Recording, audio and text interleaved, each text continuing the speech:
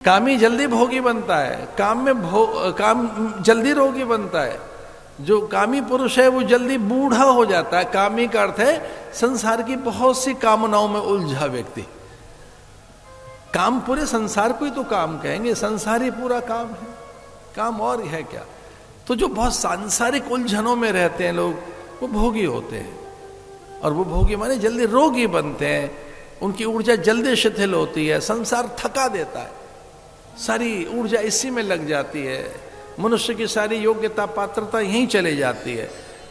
व्यक्ति जल्दी थक जाता है संसार में और वह रोगी बन जाता है, भोगी रोगी बन जाता है, उसका पूरा जीवन ही चला जाता है। नाम रखा गया बेटे का नारायण, और देखिए बड़ी जल्दी वृद्धावस्था आ गई, मृत्यु सामने है और वो याद कर रहा है अपने बेटे को। धूरे क्रीडनका सक्तम पुत्रम नारायणावयम प्लावितेन स्वरेणोच्चै राजुहावा कुलेन्द्रियः। याद तो बेटे को ही कर रहा था, लेकिन अचानक ही पूर्व की स्मृति में मंत्र याद आ गया। ये अष्टाक्षर मंत्र, ये शरणागति मंत्र है। इस मंत्र से समता आती है, इस मंत्र से भगवदानुभूति होती है। ये ओम नमो नारायणाय, ये मंत्र अष्टाक्षर मंत्र है ये। इसलिए प्राय सन्यासी नारायण नारायण नारायण नारायण कहकर अपना उद्बोधन आरंभ करते हैं। बीच बीच में ये 4 बार नारायण जरूर कहते हैं। मेरे साथ बोलो, नारायण नारायण नारायण नारायण। ऐसे बोलिए, नारायण नारायण नारायण नारायण 4 बार। नारायण नारायण नारायण नारायण।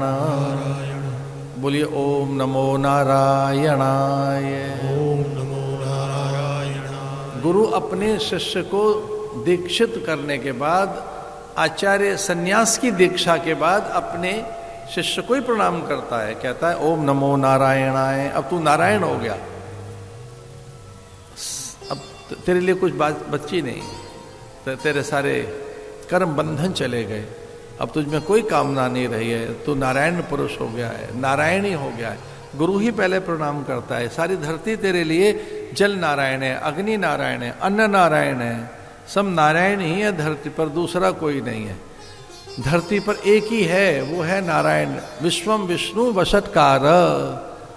ये जो विष्णु है, ये जो नारायण है, यही विश्व है। इसलिए भगवान का जो पहला नाम है वो विश्वम है। ये विश्व सारा वही है, कोई दूसरा नहीं है। इसमें धरती, अंबर, अग्नि, जल, वायु, निहारिका, नक्षत्र जो दिखाई देता है, ये सब का सब विश्वम विष्णु, ये विष्णु ही विश्व है। एको हम बहुश्याम, यही है। तो अपने बेटे का ध्यान कर रहा था, लेकिन अचानक ही पूर्व का मंत्र याद आ गया। उसका मंत्र नारायण नारायण नारायण था। ओम नमो नारायणाय। नारायण का ध्यान करते, पुत्र का ध्यान करते करते और नारायण का ध्यान आ गया। ये अभ्यास की बात है। अपने अभ्यास को बनाइए, मंत्र के अभ्यास को। जो होठों से बोला जाता है उसे उपांशु कहते हैं। जो जिह्वा भी चल रही है, होठ भी हिल रहे हैं आपके, उस जप को उपांशु कहते हैं। जिसमें होठ नहीं हिलते, जिह्वा नहीं चलती, मन से ही चल रहा है, उसे मानसिक कहते हैं। और ये मानसिक जप तब तक करते रहिए, तब करते रहिए जब तक कि ये अजपा न हो जाए, अपने आप में चलता रहे, आप में अजपा। कोई एक ऐसी चीज जो आपको नहीं करनी चाहिए थी, तब आपका जब संयम डोल गया हो, याद तो करो। मैं ये नहीं कह रहा अपने पाप कर्म याद करो, पर एक तो करके देखो। कोई एक ऐसा पाप याद करके देखो जिसे बताने में डर लगता हो, भय लगे आपको, आप उसे छुपाना चाहते हो, कई परतों में रखना चाहते हो कि प्रकाशित न हो, ये उद्घाटित न हो मेरा ये पाप कर्म, किसी को पता न लगे। एक तो याद करके देखो। हो सकता है आपने न किए हो, अब साधक हैं, पुण्यात्माएं, आध्यात्मिक प्राणी हैं, पाप आपने नहीं किए होंगे, पर कोई एक ऐसी चीज याद आती है कि वो याद करते ही आपको लज्जा आए, अपने से ग्लानि आए, उसे गोपनीय रखें, आप प्रकाशित न करें, ऐसा कोई एक पाप, अरे छोड़िए मत याद करो, पर चलो कोई एक ऐसी बात याद करो कि वैसा स्मरण, उसका स्मरण करते ही आपको गौरव की अनुभूति हो, आनंदानुभव हो, जिसे आप बताना चाहो, जिससे आपकी चहुओर कीर्ति बिखर जाए, चहुओर आपका यशोगान हो, सर्वत्र आपकी प्रशंसा हो जाए। कोई बढ़िया काम किया हो तो बताना, कोई एक ऐसा कार्य कि वो एकदम आप छुपा के नहीं रखना चाहते। आप जानते हो कि कोई भी चीज कभी छुप कर नहीं रहती है। हो सकता है मनुष्यों को पता न लगे, पर प्रकृति को पता है, देवताओं को पता है, ईश्वर को पता है। आप जिसे छुपाना चाहते हैं वो आपके पाप हैं, और जो अचानक ही प्रकाशित हो जाते हैं आपके बिना बताए, वो आपके पुण्य हैं। प्रकृति में ये दोनों चीजें, दोनों का फल मिलेगा, दोनों प्रकट होते हैं, दोनों समय पर अपना फल देते हैं। पाप का भी फल मिलेगा और पुण्य का भी। आपके अशुभ और दुष्कर्म भी आपको फल देने आएंगे और पुण्य कर्म भी आपको फल देने आएंगे। पर इसमें एक अंतर है कि पाप कर्मों को हम छुपा के रखते हैं और पुण्य कर्म उजागर करना चाहते हैं। हमने दान दिया है, हमने व्रत किया।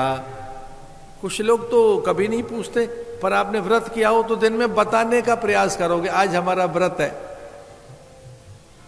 अभी मंदिर गए थे, फूल चढ़ा कर आए, तीर्थ करने गए थे। जब कोई अच्छा कार्य करते हैं तो उसे प्रकाशित करना चाहते हैं, आदर लेना चाहते हैं। एक ऐसा काम कोई बताइए जिसका प्रकाशन करने से पूरी धरती पर आपका गौरव छा जाए। पता है वो क्या होगा?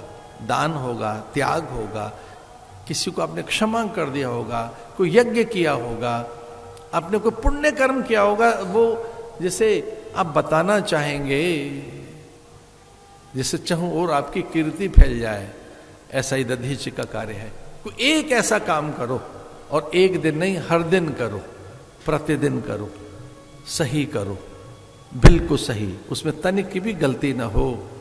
सही सोचकर देखिए, सही बोल कर देखिए, सही करके देखिए। ये तभी कर पाओगे जब सही सुनोगे, सही तभी बोलोगे, सही तभी करोगे।